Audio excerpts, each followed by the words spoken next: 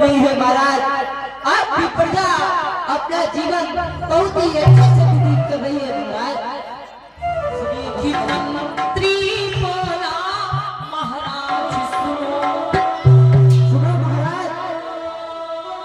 अरे मंत्री बोला महाराज सुनो, प्रजा सब बहुत सुखाई है।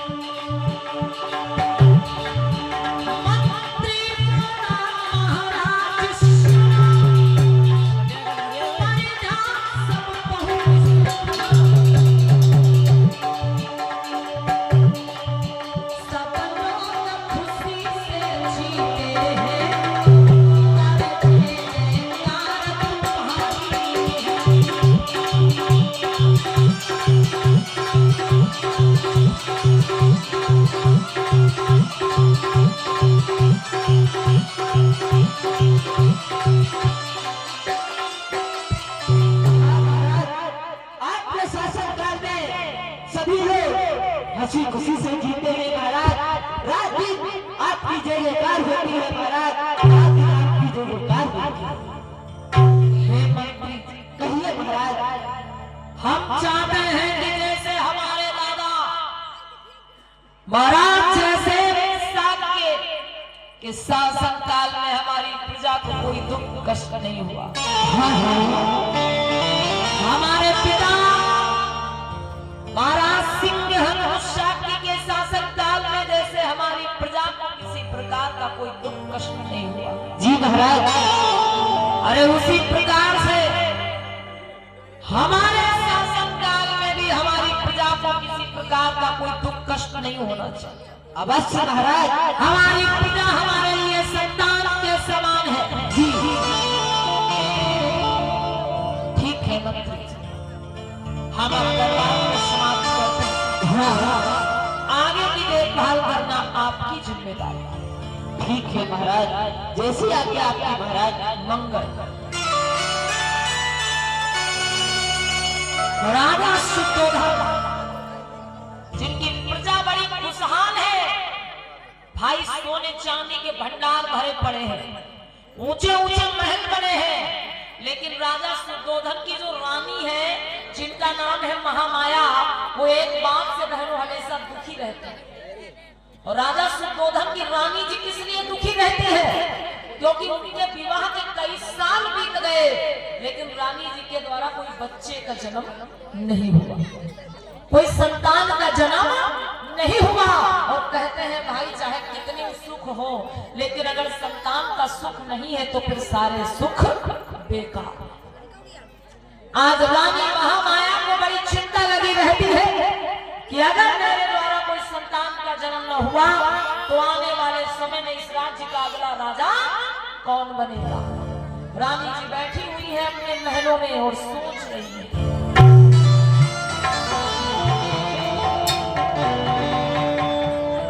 बोलो मैया महामाया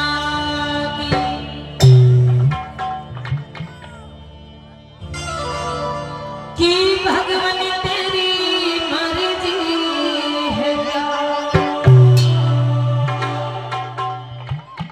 अरे ईश्वर तेरी मर्जी क्या? और क्या होने वाला है? भगवान तेरी मर्जी क्या? क्या होने वाला है?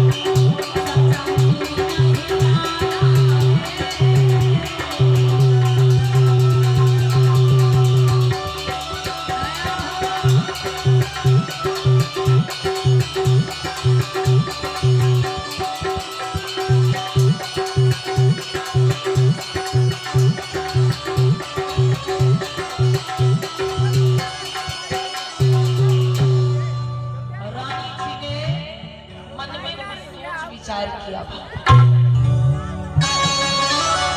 और फिर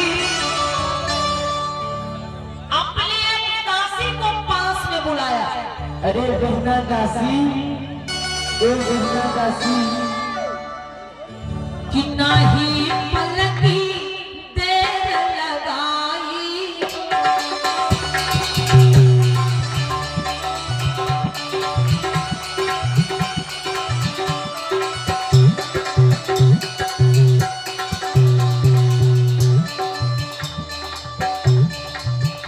अरे नहीं पलकी देर लगाई,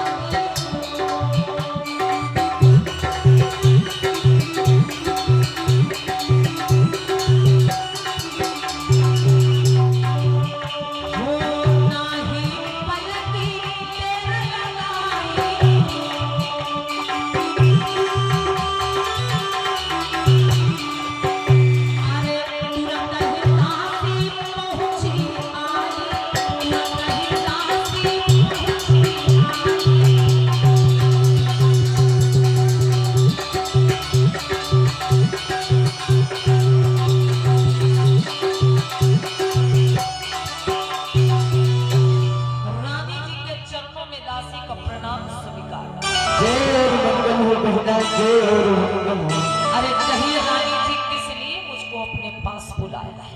और रानी जी, अरे जब भी मैं आपके पास आती हूँ, जब भी मैं आपको उदास देखती हूँ तो मुझे बड़ी चिंता होती है।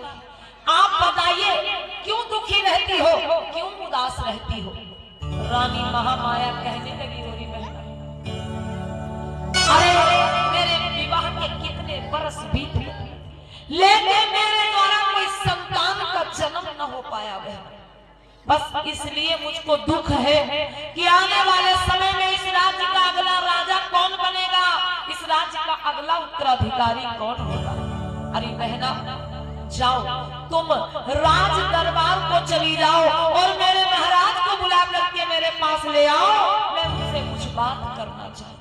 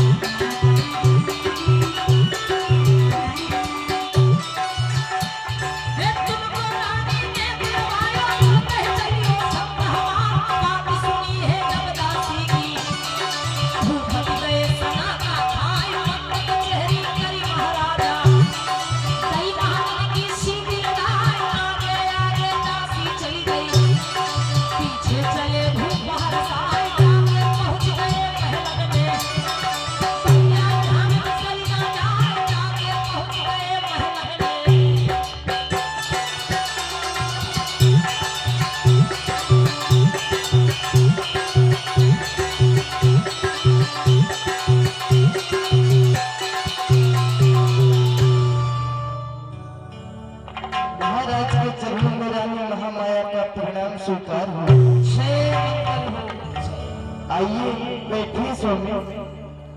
अरे रानी महामाया, कहिए स्वामी। क्या बात है? अचानक मुझको दरबार से महलों में बुलवा दिया और रानी महामाया में क्या देख रहा हूं, आपके चेहरे पर उदासी, आंखों में आंसू, इसका क्या कारण है? रानी महामाया कहने लगी, महाराज आपको सब कुछ पता है और फिर भी आप अनजान बन रहे हैं। आप कहना क्या चाह रही हैं? स्पष्ट शब्दों में कहिए। हे महाराज, हाँ, हमारे विवाह के कितने बरस बीत गए, लेकिन हमारे द्वारा कोई संतान का जन्म नहीं हुआ। अच्छा महाराज, मुझे चिंता लगी है कि आने वाले समय में इस राज्य का अगला राजा कौन बनेगा, इस राज्य का अगला उत्तराधिकारी कौन होगा। हे महाराज, मुझे किसी बात का दुख है। महाराज सुद्धोधन अपनी रानी महामाया को समझा रहे हैं कि प्रिय, अरे तुम्हारे द्वारा संतान का जन्म नहीं हुआ, तुम इसलिए दुखी हो, परेशान हो। दुखी होने वाली कोई बात नहीं। ये प्रकृति का नियम ही कुछ ऐसा है कि इस संसार में सभी को सारे सुख एक साथ में नहीं मिलते। अरे प्रकृति का नियम ही कुछ ऐसा है कि इस संसार में सबको सारे सुख एक साथ में नहीं मिलते हैं। किसी न किसी बात की कमी हर इंसान के जीवन में रह जाती है। सुनो महामाया और महाराज शुद्धोधन क्या बोले।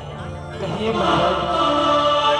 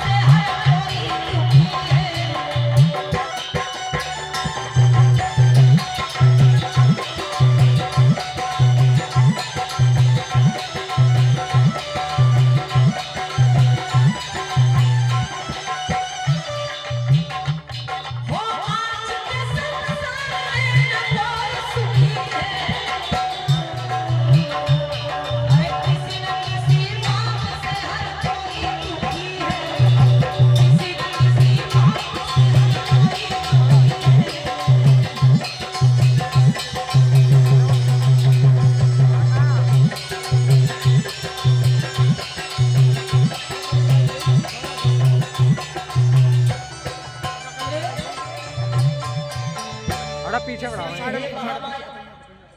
चिंता न करो, समय आएगा सब ठीक हो जाएगा। रानी महामाया अब वीडियो देखा रहे हैं। मैं आपसे विनती करना चाहती हूं। बनाए नहीं थे ढंग के पूरे फोटो कहाँ रे सामने करी। क्या कहना सही है, अब सही जूम ही ना। अरे महाराज, मैं कहना ये चाहती हूँ कि आप दूसरा विवाह कर लीजिए। ऐसी बात कर रहे हैं रानी महामाया जी, दूसरा विवाह? अरे आपके होते हुए मैं दूसरा विवाह के बारे में सोच भी नहीं सकता। अरे नहीं नहीं रानी जी, ऐसा नहीं हो सकता। हे महाराज, हाँ जब आप दूसरा विवाह कर लेंगे जी, तो दूसरी रानी के द्वारा आपको संतान की प्राप्ति जरूर हो जाएगी। नहीं नहीं रानी जी, मैं आपके होते हुए दूसरे विवाह के बारे में सोच भी नहीं सकता और आप दूसरे विवाह की बात कर रहे हैं। हे महाराज, हाँ आपको मेरी सौगंध है, आप दूसरा विवाह अरे भाई, रानी की जिद के आगे महाराज हार गए। बोले ठीक है दासी, जाओ रानी जी को सैन कक्ष में ले जाओ और हम इस बात पर विचार करें। महाराज ने तुरंत अपने मंत्री को पास में बुला लिया है। राजमंत्री जी, राजमंत्री जी, महाराज की जय हो। मंगल हो। कहाँ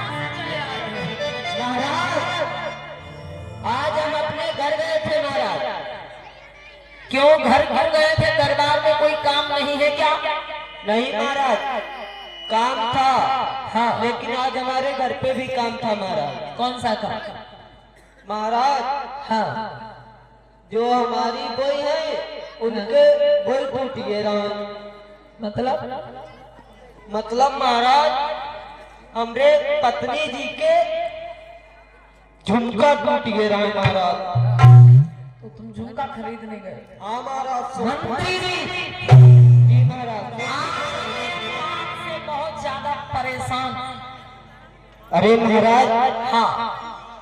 ऐसी कौन सी बात हो गई महाराज जिस बात से आप परेशान हैं? कहिए महाराज। हमारी रानी महामाया जी का कहना है क्या? कि मैं दूसरा विवाह करूं। अच्छा महाराज, तो आप इसी बात से परेशान हैं? हाँ। महाराज जी का आपसे कहना है कि हे महाराज आप दूसरा विवाह कर लीजिए। जी। तो महाराज, इसमें परेशान होने वाली कौन सी बात है? आप दूसरा विवाह कर लीजिए महाराज। अरे मैं करना नहीं चाहता दूसरा विवाह। अरे महाराज, आपका आदेश मिल रहा है, आप फिर भी नहीं कर रहे। हाँ। और हमारी मंत्रायण सिर्फ एक बार बोल गई, हे मंत्री जी प्राणन प्यारे स्वामीनाथ, आप दूसरा विवाह कर लीजिए। तो हम तो 3-4 कर लेंगे।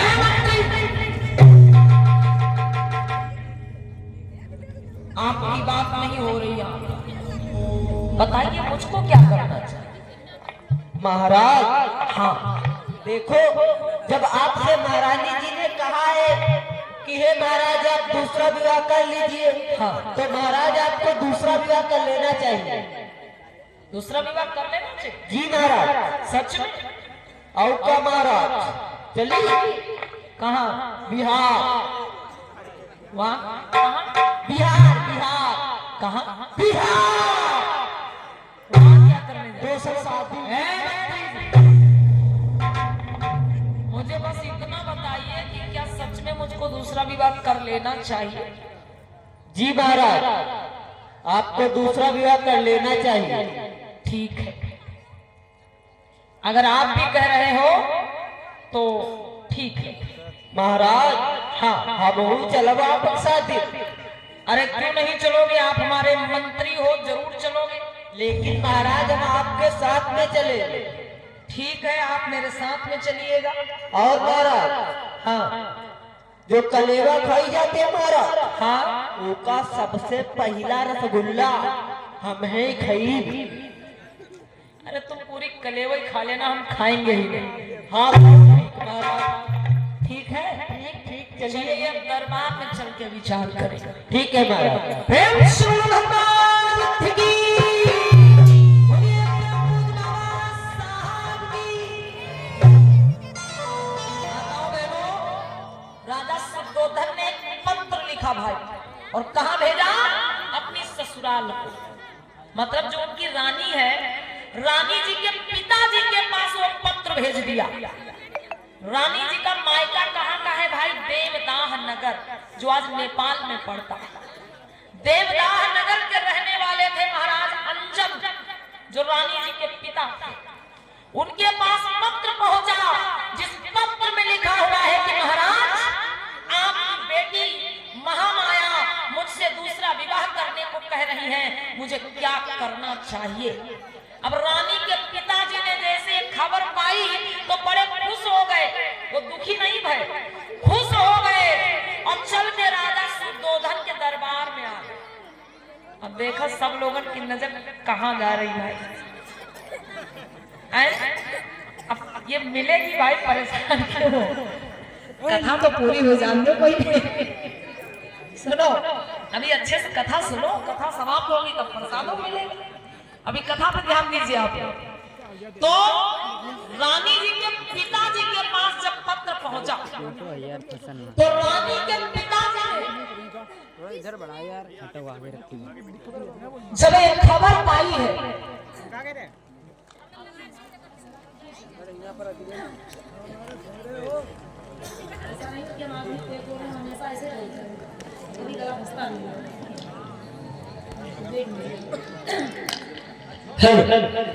होता क्या है माताओं बहनों,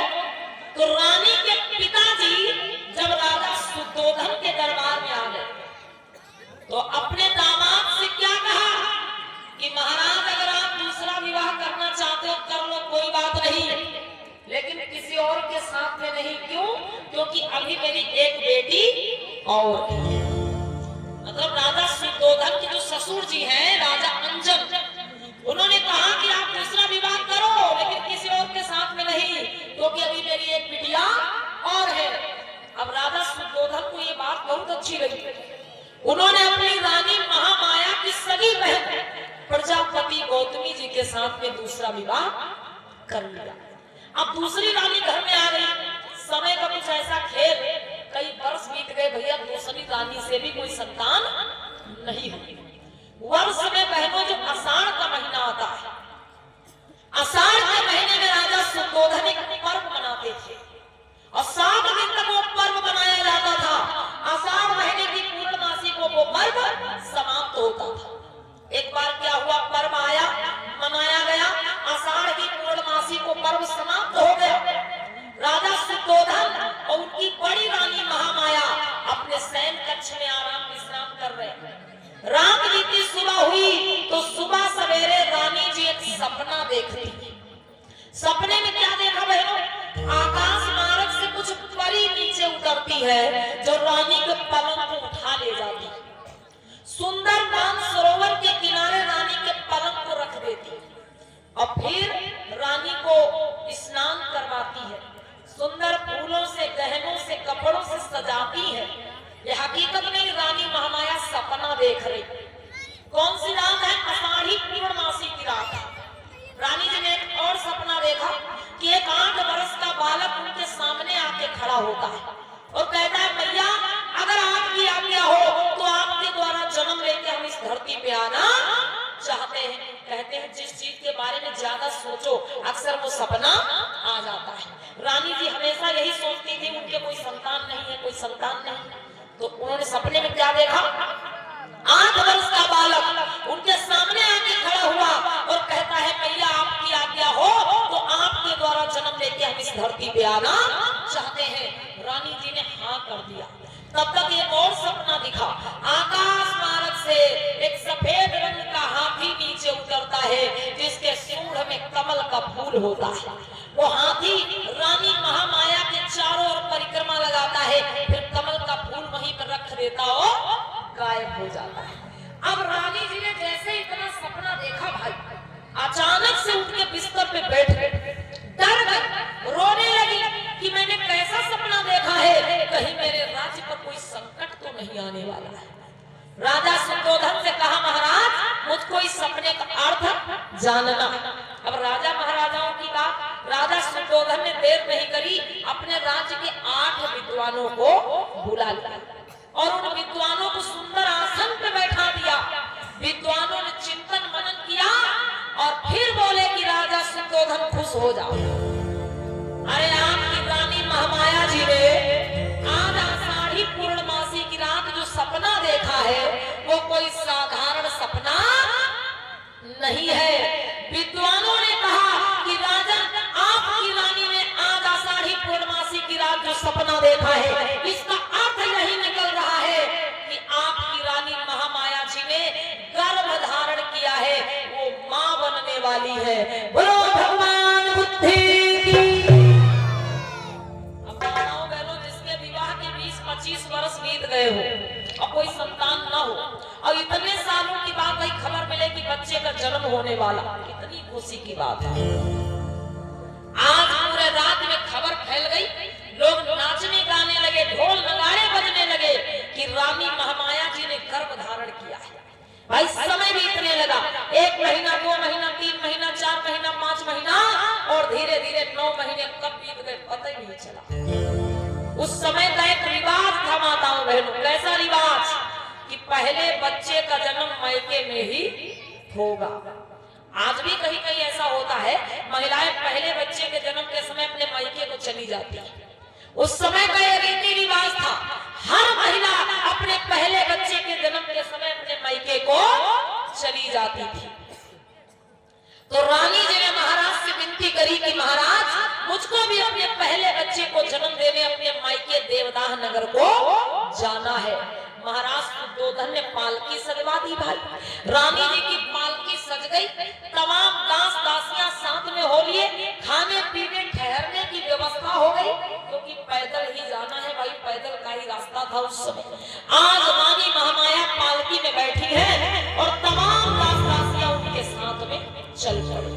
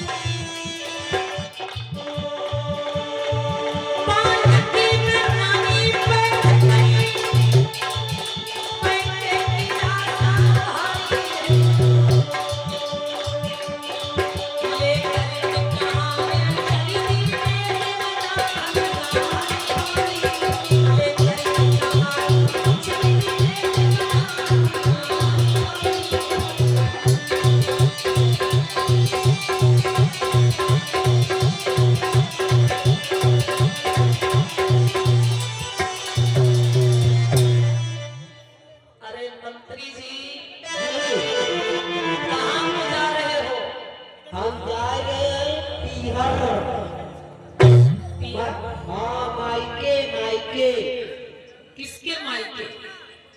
महारानी जी के मायके जा रहे हैं। हाँ। और महाराज जी की ससुराल। अच्छा। और अपनी नानी जी के यहाँ और अपनी मामी जी के यहाँ। अच्छा। हाँ। रानी जी के मायके जा रहे हैं जी। महाराज के ससुराल जा रहे हैं। हाँ। और अपनी नानी के यहाँ जा रहे हैं। और का हमारी नानी जिंदा है? जिंदा नहीं का मरी गई। अब मानने ने कहता चलते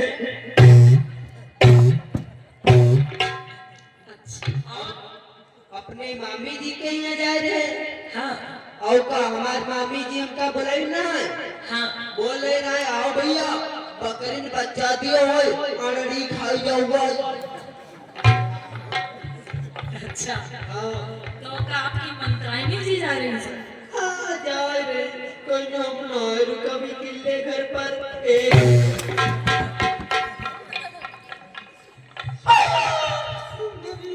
क्या बता रहे हो? कुछ नहीं बनता। हमारी बुराई कर रहे हो? तुम्हारी बुराई का है हम तुम्हारी बड़ाई कर रहे थे। हमारे मंत्राई बहुत बढ़िया है। थोड़े समय पर खाना, समय पर पानी, समय पर भोजन, हर एक चीज समय समय पर देती है।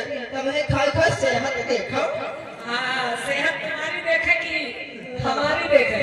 अरे बाहर बात है, हमारी देखे या तुम्हारी देखे बात बराबर।